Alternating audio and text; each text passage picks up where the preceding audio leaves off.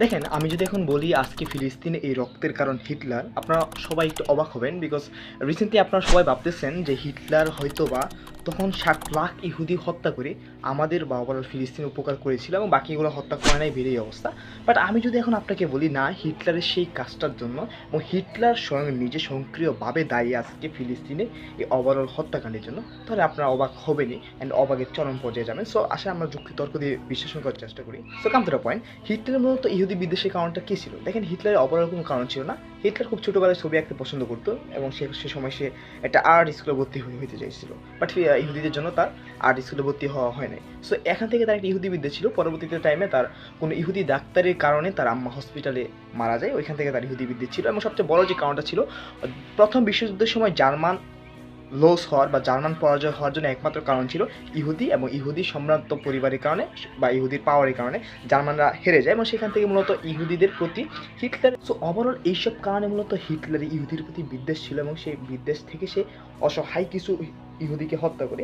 So come to the point, এখন আমার প্রশ্ন হচ্ছে, ইহুদিদের তো মূলত মূল আবাসস্থল কখনো ফিলিস্তিন ছিল না।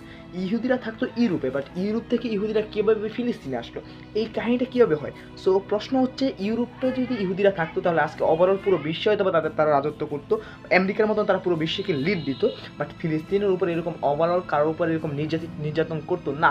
সো প্রশ্ন হচ্ছে, ওই ইউরোপ থেকে ফিলিস্তিনে কীভাবে ইহুদিদের আসা? এটা হলো আপনাকে বুঝতে হবে হলোকাস্ট যে জিনিসটা। সো হলোকাস্ট হলো দ্বিতীয় বিশ্বযুদ্ধের সময় যখন হিটলার নির্বিচারে অসহায় ইহুদিদেরকে হত্যা করতেছিল। মূলত দ্বিতীয় বিশ্বযুদ্ধের সময় হিটলার তার নিজস্ব যে রাগ ছিল ইহুদিদের প্রতি, তার উপর তা ক্রিয়েট করে অসহায় নিরস্ত্র ইহুদিদেরকে বর্বরভাবে হত্যা করতে থাকে এবং প্রত্যেক দৈনিকভাবে 30 থেকে 40 হাজার 50 হাজার ইহুদি প্রত্যেকটা সময় তারা মারতে থাকে এবং ওভারঅল যুদ্ধে সবসময় ইহুদিদেরকে ইউজ করা হতো এবং তাদেরকে খাবার পানি না দিয়ে শুধু যুদ্ধে ইউজ করা হতো। এবং একটা পর্যায়ে যখন দেখলো হিটলার যে মারতে মারতে তার হয়তো বা গোলাবারুদ শেষ হয়ে যাচ্ছে, তখন কার্বন মনোঅক্সাইড গ্যাস দিয়ে প্রায় কয়েক লক্ষ ইহুদিকে ইজিলিভাবে মেরে ফেলতো। সো তখন ইহুদিরা ফেস করতেছে যে ইউরোপে তাদের জন্য একটা সেফ জায়গা না, বিকজ ইউরোপ ভূখণ্ডে অলরেডি তাদের 60 লক্ষ সাথী মেরে দিয়েছে। সো ওইখান থেকে তারা চিন্তা ভাবনা করতেছে যে ইউরোপ তাদেরকে ত্যাগ করতে হবে। দেন তারা ব্রিটেনের কাছে আবেদন জানায়। ব্রিটেনকে পুরো জিনিসটা জানানোর পর ব্রিটেন এক প্রকার বাধ্য হয়ে তাদেরকে ইউরোপ ছাড়তে বাধ্য করে। বিকজ হলোকাস্টের সময় যে একটা নির্মম অত্যাচার ইহুদিদের উপর চলেছিল, সেটা মূলত আমার আপনার মতো নিরস্ত্র ইহুদি ছিল, সবাই মূলত খারাপ ছিল না। সো হিটলারের পার্সোনাল কিছু কারণে তাদের উপরে হত্যাযজ্ঞ চালায়। সো অপর এইসব কারণে মূলত ব্রিটেন সরকার এক প্রকার বাধ্য হয়ে এই ইহুদিকে ফিলিস্তিনে শিফট করতে বাধ্য করে। বিকজ যখন ইউরোপটা তাদের জন্য সেফ ছিল না, তখন ওভারঅল পুরো ইউরোপে 1 কোটির উপরে ইহুদি বসবাস করতো, যেখানে প্রায় 60 লক্ষ ইহুদি হিটলার মেরে দিয়েছে। সো বাকি মানুষগুলো তাদের জীবন সংশয় ব্রিটেনের কাছে আবেদন করে দেন। ব্রিটেন এক প্রকার বাধ্য হয়ে তাদেরকে ফিলিস্তিনের একটা আবাসস্থলে তাদেরকে স্বতন্ত্র রাষ্ট্র হিসেবে ঘোষণা দেয়। অ্যান্ড এটা মূলত আরব বিশ্ব প্রথমে মেনে নেয় নাই। আরব বিশ্ব কখনো এটা মানতে পারে না তাদের এরকম মুসলিম কান্ট্রির ভিতরে, মুসলিম জায়গার ভিতরে একটা ইহুদি সাম্রাজ্য ঢুকে যাবে।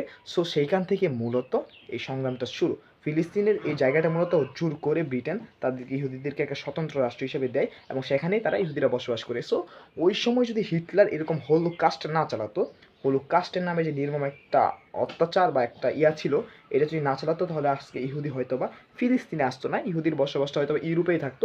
অ্যান্ড ইউরোপে অন্য কান্ট্রির মতো, আমেরিকার মতো কান্ট্রির মতো হয়তো বা ইহুদিরা হয়তো পুরো বিশ্বে লিড করতো, হয়তো পুরো বিশ্বটাই করতো। হ্যাঁ, সিচুয়েশন হয়তো আরও খারাপ হতো, বাট ফিলিস্তিন পার্সোনালভাবে কোনো সিচুয়েশন ফেস করতো না। সো ওইখান থেকে যখন ইসরায়েল ইহুদিরা যখন ইসরায়েল নামে একটা ভূখণ্ড তৈরি করে ফিলিস্তিনে, তখন আস্তে আস্তে তারা তাদের প্রভাব খাটাতে শুরু করে। আর ইহুদিরা মোটামুটি আগে থেকে খুব ব্রেনি ছিল, তীক্ষ্ণ ছিল। হয়তো হিটলার বাহিনীর সাথে তারা না পেরে তাদের পরবর্তী ফিউচার প্ল্যানগুলো তারা ফিলিস্তিনের উপর ক্রিয়েট করতো। সো আবারও কথা হচ্ছে, ইউরোপ থেকে ফিলিস্তিনে আজকের এই কারণ, ফিলিস্তিনে আজকের এই দুর্দশার কারণ বা আজকের ওভারঅল এইসবের মেন কারণ হচ্ছে ইউরোপ থেকে ইসরায়েল ফিলিস্তিনে শিফট করা। আজকে যদি ইউরোপ থেকে ফিলিস্তিনে যদি ইসরায়েল শিফট না করতো, তাহলে ইসরায়েল এককভাবে কখনো কোনো পরিস্থিতি ফেস করতো না। আর শিফটিং করার মূল কারণ ছিল হিটলারের হলোকাস্ট। হিটলার যদি কখনো নির্বিচারে এরকম হত্যাযোগ্য না চালাতো, তাহলে ইহুদিরা কখনো তাদের মাতৃভূমি, দ্যাট মিনস ইউরোপ ছেড়ে ফিলিস্তিনে আসতো না। আর ফিলিস্তিনে না আসলে হয়তো বা আজকে ফিলিস্তিনিদের এই অবস্থা হতো না।